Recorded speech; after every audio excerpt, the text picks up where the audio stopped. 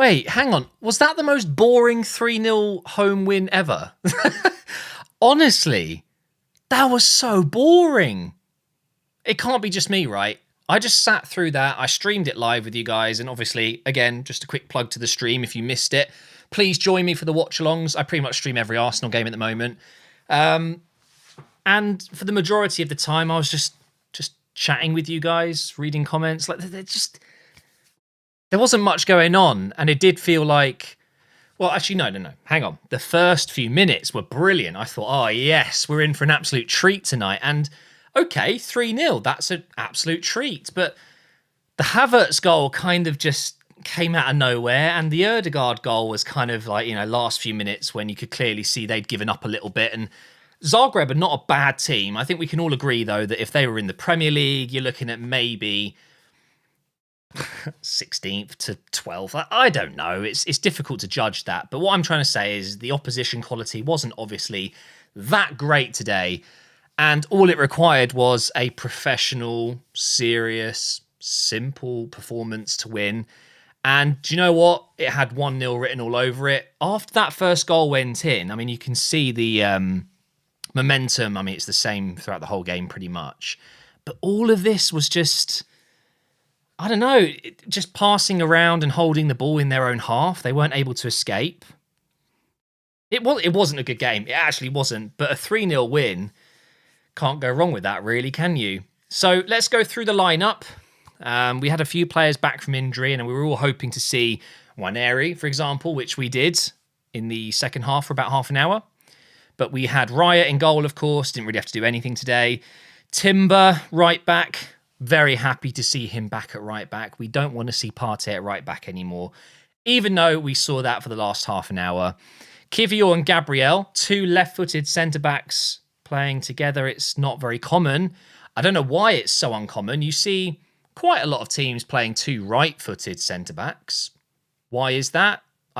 Why is there a discrepancy there? I don't know. Even I feel it. I don't want to see two left-footed centre-backs together, but it isn't a problem as long as one of them can have some comfortable moments with his right foot. And I do feel like that Kivior, there is an accident in there, isn't there? There's errors waiting to happen with Kivior, but he does have a comfortable-ish right foot and has moments where he can open up and use that right foot. Gabriel was flawless as always. And I've got to say, Kivior, I think he made maybe one or two little mistakes today, but he was fine, wasn't he? And Zinchenko, in fairness, Zinchenko did all right today. But I don't want to see him at the weekend, put it that way. Rice obviously scored the opening goal. What a goal that was. He was immense today and was probably second or third best player. Jorginho was, again, very professional, did his job today. He is, I said this in the stream, he reminds me of kind of like a Michael Carrick, Paul Scholes, back in the day for that United team. Fergie would say it, that he's kind of like a clock to their team, Paul Scholes. That's what Jorginho is, or was at Chelsea as well, and is for us now. Just the midfield timekeeper, and he's very good at that. As long as there's no one running past him, we're good. He will make a great manager as well. He understands the game so well. Ødegaard, captain, bit of a ghost-Ødegaard today. I mean, he scored his goal and that's bumped his rating up, but genuinely, at times, I was thinking, wait, is Ødegaard on the pitch? Didn't really do much, if I'm honest, but not necessarily his fault. We did look pretty strong going down the left side with Rice moving into the channel. Martinelli, actually, I thought had a very solid game as well. If we were going to score, it always looked like it was going to come through that left channel. Havertz got his headed goal as well, and his assist for Rice was brilliant. And I want to say, whilst Sterling wasn't great, again, he's just not the player he used to be. When Nwaneri came in on that right side, oh my God, the difference. It's frightening. You've got Raheem Sterling, who has arguably won everything in club football, right? He instantly got outshone by Nwaneri. Nwaneri instantly calm, fun to watch. Sterling just kind of like, I don't know. I don't even know how to describe what Sterling does, but Nwaneri, there was this moment of just calmness I had when he got on the ball. He gets it onto his left and he looks up into the box and he pings in this beautiful lofted cross, very similar to what Saka does. That's what you get when you play with a left-footed right winger, someone that can shift it and then kind of cut across the box.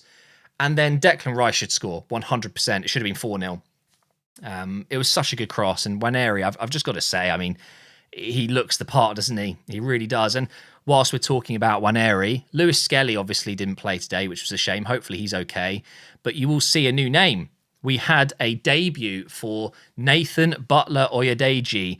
He only got a minute or two, and he basically just spent those minutes chasing. But great moment for him. And apparently that was Tierney's first Champions League start for Arsenal. Or not start, sorry, appearance. He obviously didn't start the game. Partey came on as a right back. I mean, it was fine, but I swear, if we do that at the weekend, I'm not going to be happy. I'm really not going to be happy. But Waneri should be starting on the right wing. Timber should be right back. And actually, I would go Kivior Gabriel. If Saliba's back, I think I've heard that he's going to be fit for the next game.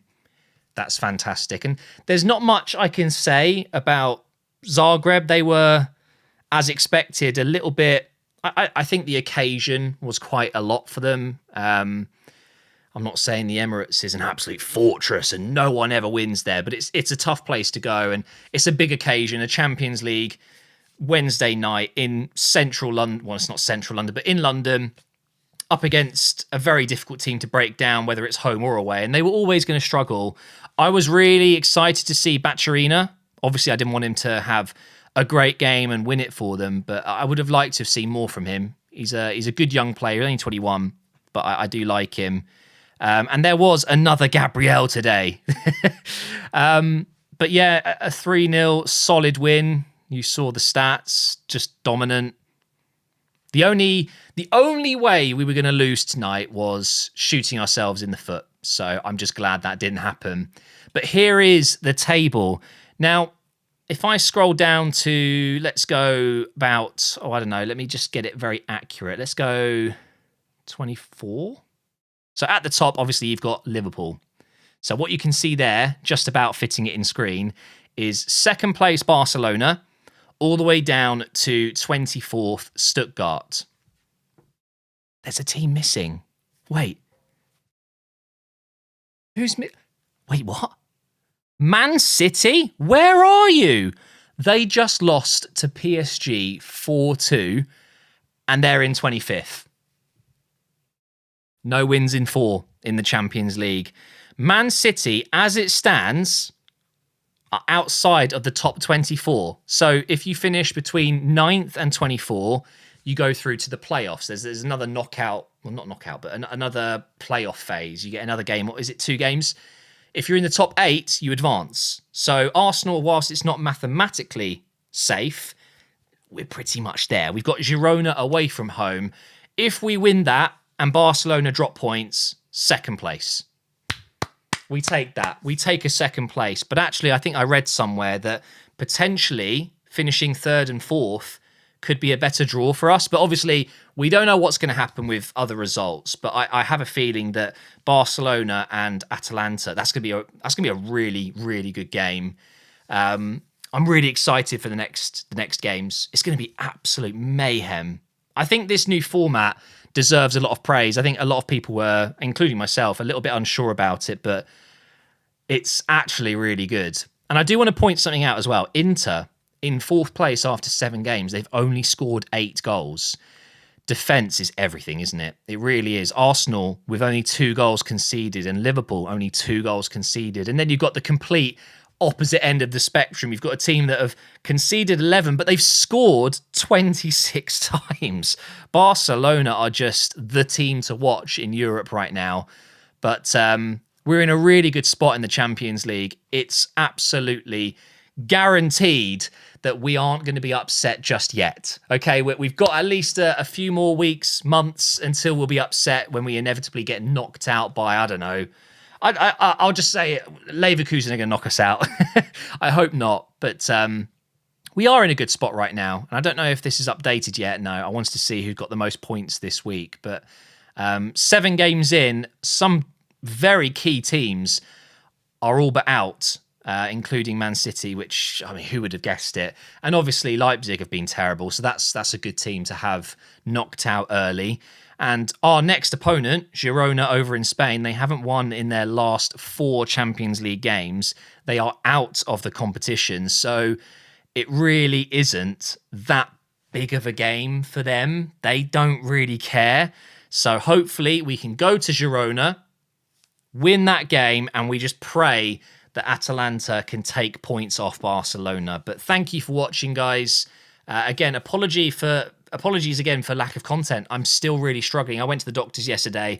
They don't know what's up with my throat. It's still really painful all down this left side, and I'm struggling to do a lot of talking. The stream tonight has absolutely killed me. But there will be some content coming up soon. I'm feeling like I'm going to get better. It's happening. Really frustrating, trust me. It is the most frustrating thing ever. It's been basically 3.5 weeks now where I just have not been myself, and I've been struggling for energy and not coughing. And you can probably tell I'm not coughing so much now. It's definitely getting better. So hopefully, fingers crossed, my throat isn't so sore in the next few days, and we can get to MGH United. We can finish the Manchester United save, and also there's an Ultimate Team series coming soon. Can't wait for that.